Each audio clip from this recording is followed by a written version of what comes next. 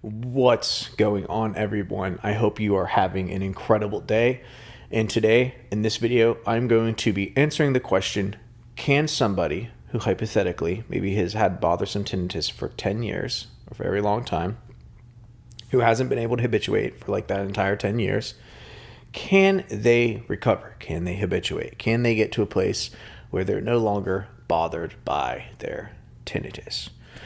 I'm sure this is the case for some people, possibly people even watching this channel. So if that is a concern for you, or if you're wondering if that's possible, I'm going to try and unpack this question. The honest answer is I don't see why not. I don't see why someone that has been living a certain way, possibly been bothered by their tinnitus, can't decide to walk down the path of recovery and begin to do the steps. I don't see why that person can't. I've seen people in all sorts of situations where they've been possibly going down the wrong path, turn and begin to better their lives. I've seen people who've been alcoholics for a decade get clean and get sober and better their lives. I've seen people smoke for 10 years and quit, myself included. I've seen people be drug addicts for a very long time and quit doing drugs and sober up, and their life opens up. I've seen people overweight for half their life, get in shape. The answer is it's never too late to change course in your life and attempt to go down a healthier path, a better path, a path that is more in line with what you know that you can achieve. The only real question isn't can you. I think the real question comes down to, are you willing? Do you have the desire to? And a lot of people, not everyone, but a lot of people, when they live a certain way for so long, it becomes very difficult to turn that around. Not because they can't, but because the amount of effort that is required, they don't simply believe that they can. And believing you can do something is half the battle when it comes to something that you feel is very difficult. What is it? That quote that says, "Give me a person who believes they can and is basically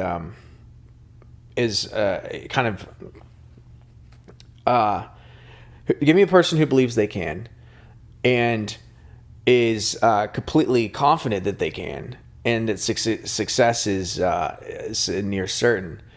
Basically, kind of being unaware of our failure makes us more likely to succeed at something, right? And I think that is so true in a case like tinnitus and recovering. Like that's why you don't want to read all those horror stories, right? That's why you don't want to see all that. You don't want to feel you don't want to feel doubt in your brain. You want your mind to be sure that you are going to succeed. And that is like a self-fulfilling prophecy. When people prophesy in the religious community, okay, are they telling the future? No, they're declaring what they would like to see happen. With their mouth, right? Out of the mouth speaks life and death. They're speaking what they want to happen, right? And so we can do the same thing when we say stuff like, F my life, which we should never say. You're literally cursing yourself. Why would you ever say something like that? It becomes very apparent that our actions literally follow our thoughts. And by saying like, I'm going to wake up and have a great day, you may not have a great day, but you're at least setting your intention for the day. And so when I work with people who want to recover, the first question I ask them is, do you believe that you can? Do you believe that you can? And sometimes it's working to get them to a place where they even believe that they can. Because a lot of people are still stuck on like trying to control the sound, trying to control the situation. And the only thing really that you can control is your emotional response, your thoughts, and your reactions. You have to be at a point where you're kind of done controlling the sound. You've given up on trying to control what's actually happening to you. And when ironically, when you let go of that control is where you actually start to find your healing. And I think that if a person who has had tinnitus for 10 years, right, a decade, which is a long time to have bothersome tinnitus, I think if they can let go of usually a person like that will be lurking on online forums, they'll be leaving comments on YouTube. They haven't done the right things to try and habituate. They're stuck, right? They're stuck. They're usually obsessed with the one thing they hate, which is ironic, right? And if they can let all that go, if they can do the right things, if they can begin to do the right steps, the sky's the limit. There's so much. The future is endless. The future is completely possible. It's just in their mind. At the end of the day, where are their thoughts at? And nobody can tell because nobody's inside someone's brain. When they get a negative thought, where do they go to? Do they start obsessing? Do they start getting online? I bring it back to different things like if you were in a breakup and you would tell the person like you need to move on, right? And you'd be like, well, that's such a cruel thing to say to someone.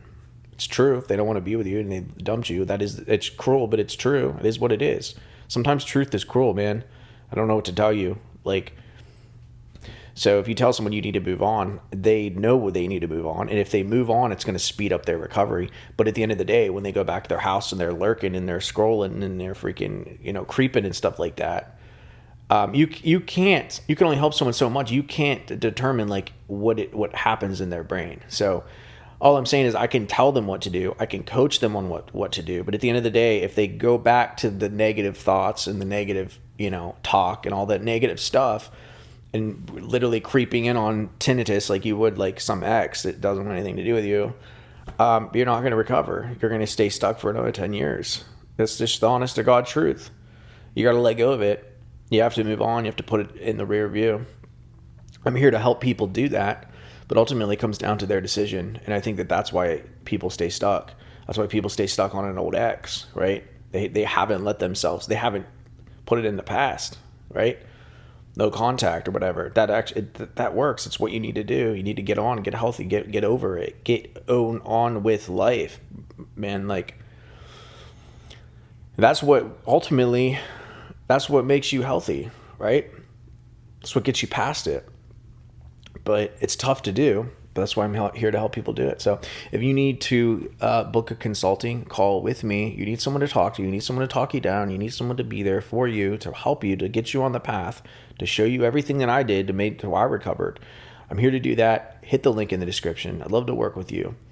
If you like this video and you found it informative, make sure to smash the subscribe button, hit the notification bell. Until next time, I'll talk to you later. Peace.